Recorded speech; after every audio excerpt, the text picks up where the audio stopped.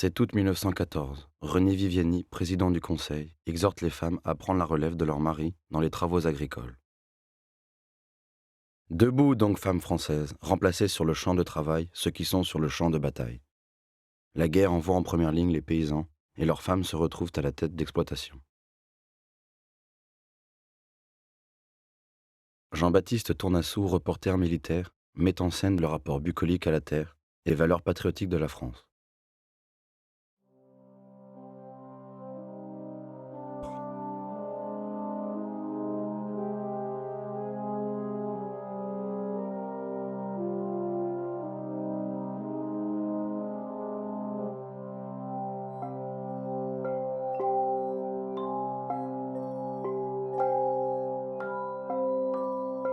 Les femmes assurent le quotidien de la culture des champs. Elles dirigent les exploitations aux limites du surmenage et de l'épuisement. Hier et aujourd'hui, je peux à peine me mouvoir. Le bas des reins me fait mal aussi. Je ne puis absolument rien lever. Même quand un seau ou une marmite est vide, par moments j'en crierai.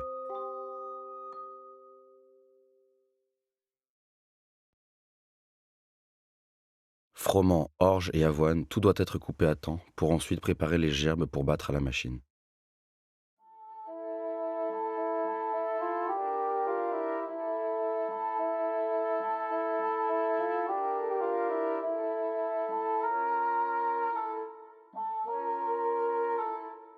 Certaines femmes ont des membres sectionnés par la faucheuse ou autres outils étant inadaptés à leur corps.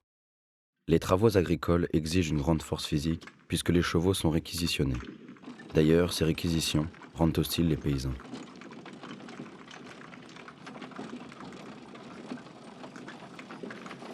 La guerre là-bas, les fils et les maris pris, puis tout le reste, le blé, les chevaux et les porcs.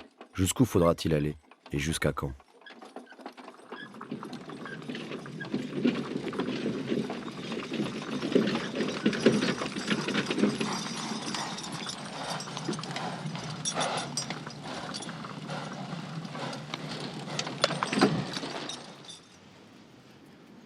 Certaines femmes reçoivent des mauvais coups de la part de vieux bœufs placides, abrutis de servitude. Ils deviennent espiègles, se mettent tout à coup à batifoler et refusent de se laisser enjuguer au moment où l'on veut les délier.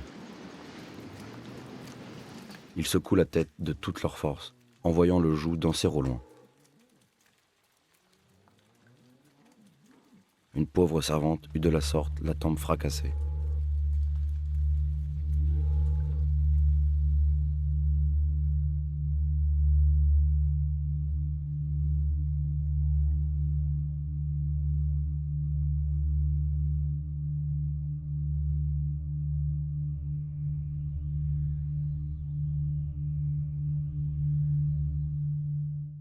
Aux travaux agricoles variés et à la gestion du personnel s'ajoutent les tâches domestiques.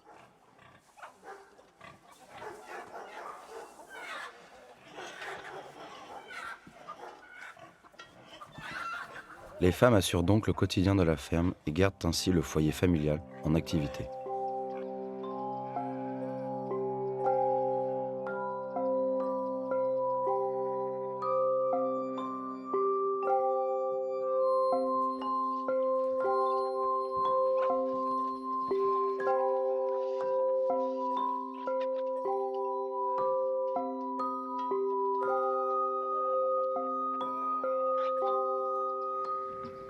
Le savoir-faire artisanal, transmis depuis des générations de paysans, est maintenu.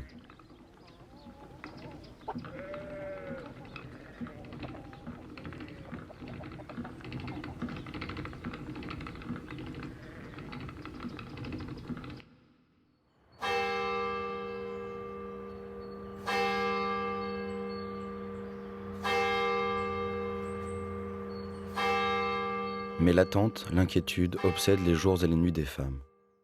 L'irrégularité du courrier provoque la peur, peur de la mort, peur de la censure.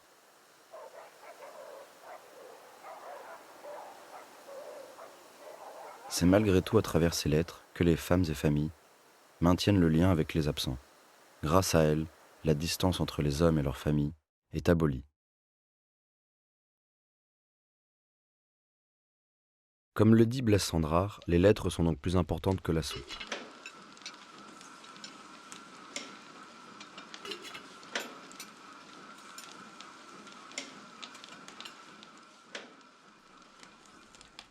Combien doivent être terribles ces batailles? Que de deuil il se prépare.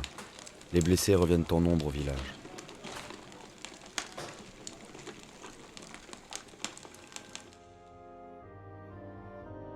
Et c'est sur le seuil de la porte que l'inquiétude se fait entendre. La femme guette, attend le moindre signe à l'horizon, le retour de son mari, le retour de son fils.